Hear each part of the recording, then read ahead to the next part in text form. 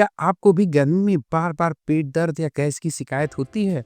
हो सकता हो इसका असली कारण सिर्फ खाना ही नहीं बल्कि डिहाइड्रेशन हो सकता है। एक बार आपको और बता दूं, इस भीषण गर्मी में जहां टेम्परेचर 40 प्लस डिग्री चला जा रहा है, लोगों को अक्सर पेट खराब होने की समस्याएं आ रही हैं। उनके पेट में दर्द होनी भी शुरू हो जा रही है, गुड़गुड़ की आवाज़ भी आ रही है, खाना खाने का मन भी नहीं हो रहा है। ऐसा क्यों हो रहा है?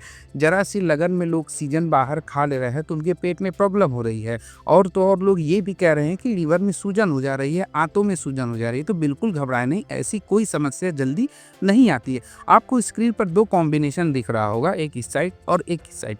इसमें 4-4 दवाएं हैं। इन दवाओं को कहीं से आप मेडिकल स्टोर से अपने प्रिस्क्राइब डॉक्टर्स के थ्रू परचेज कर लेना। ये 25 से 30 रुपए में मिलती है। बस ध्यान रहे, इन दवाओं का इस्तेमाल आप डॉक्टर की सलाह पर ही करें।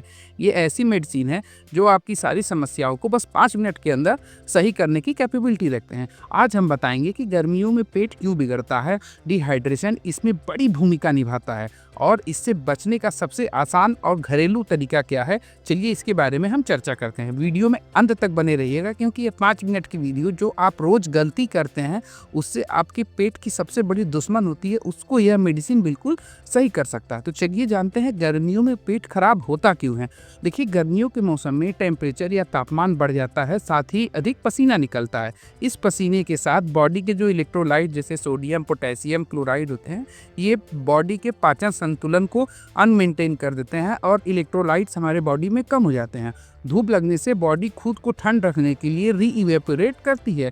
जैसे पेट में गैस्ट्रिक की जो लेयर होती है वो भी कमज़ोर हो जाती है। एसिडिटी, उल्टी और जलन, कभी कभी डायरिया तक हमें हो जाता है। अगर नीचे दिए गए कुछ लक्षणों में से आपको दिखता है तो आप समझ लीजिएगा कि आपको डिहाइड्रेशन हो सकता है। जैसे कि बार बार आपको टॉयलेट जाना पड़े, उल्टी महसूस हो, भूख नहीं लग रहा हो, जी मचला रही हो, दस्त हो रही हो। दस्त का मतलब हमारा यहाँ है लूज मोशन। मुंह सूख रहा हो, पेशाब का रंग ध्यान दीजिएगा काफ़ी पीला हो रहा हो। ये धूप लगने से ऐसी कंडीशन आती है।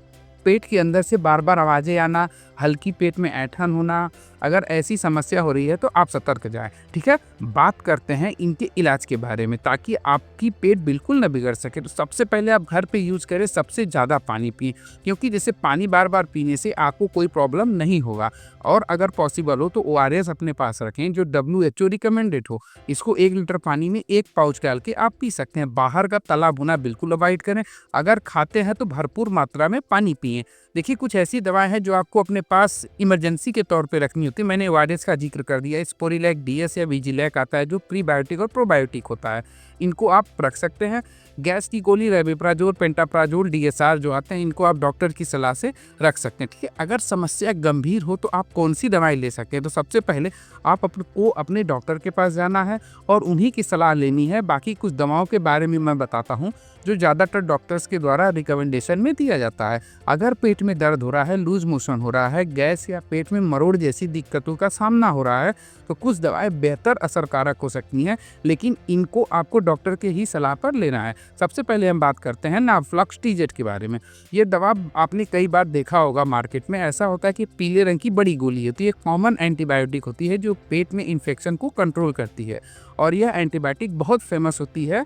जैसे कि एक और मैं बात करता हूँ जेनफ्लॉक्सोजेट के बारे में। यह भी ओफ्लॉक्सासिन और ओरेंडाजोल का कॉम्बिनेशन होता है। इसको भी डॉक्टर की सलाह पर दिया जाता है। बहुत अधिक इसकी डीप के बारे में हम नहीं बात करेंगे।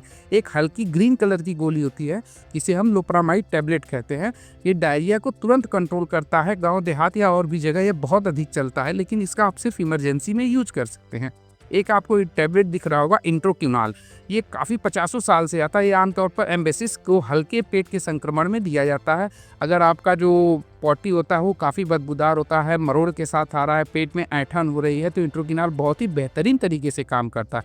यह बहुत ही पुरानी मेडिसिन है। ठीक है, यहाँ तक बने तो आप वीडियो को पूरा देख कर जाइएगा। देखिए, पेट में अगर पेन हो रहा है, पेट का मतलब दर्द, यहाँ नीचे एब्डोमिनल साइड में अगर दर्द हो रहा है तो मेफ्टालिस्पास, साइक्लोपाम जैसी मेडिसिन आती हैं। ये हल्की 1-2 टैबलेट में अगर कभी पेट में दर्द होता है तो डॉक्टर इसको देना प्रेफर करते हैं। तो फाइनली आपको यह कॉम्बिनेशन 1 दिखाता हूँ जो मैंने आपको स्क्रीन पर दिखाया। तो सबसे पहले इसमें आता है नारफ्लक्स डीजेट, एक इंट्रोकिनॉल टैबलेट होता है, लोप्रामाइड टैबलेट होता है, ओमिप्राजोल ये गैस के लिए होता है, इसमें एक सिट्रीजिन भी दिया जाता है क्योंकि जो नारफ्लक्स डीजेट है ये कभी कभी कई लोगों को रिएक्शन भी करता है जिसकी वजह से उनके मुंह के आसपास दाने या छोटे छोटे मुहासे भी निकल जाते हैं। इस चीज़ को हम अवॉइड करने के लिए सिट्रीजिन का टैबलेट देते हैं और ये जो कॉम्बिनेशन है आप 1 से 2 दिन तक यूज़ करते हैं तो यकीन मानिएगा आपकी सारी समस्याएं लगभग खत्म हो जाती है। दूसरी कॉम्बिनेशन पर हम तब आते हैं कि जब पहला कॉम्बिनेशन लोगों को रिएक्शन करता है, जनरली दूसरा कॉम्बिनेशन काफ़ी सेफ होता है।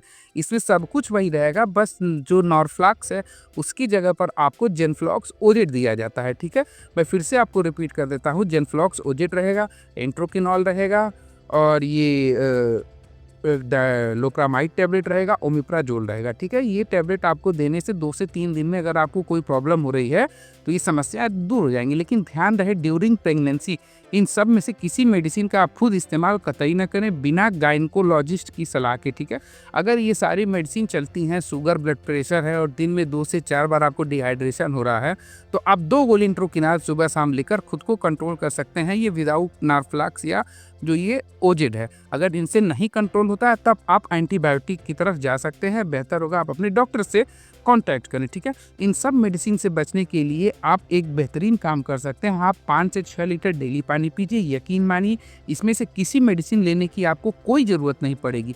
इस टॉपिक से रिलेटेड अगर कोई भी इंफॉर्मेशन चाहिए तो देखिए कमेंट आपके लिए 24 आवर खुला है। आपको कुछ भी इससे रिलेटेड पूछना हो तो आप कमेंट कर सकते हैं, आपके सवालों के जवाब देने में हमें काफ़ी अच्छा महसूस होता है। तो ठीक है, वीडियो को हम यहीं समाप्त करते हैं और मिलते हैं अगली वीडियो में। तब तक के लिए नमस्कार।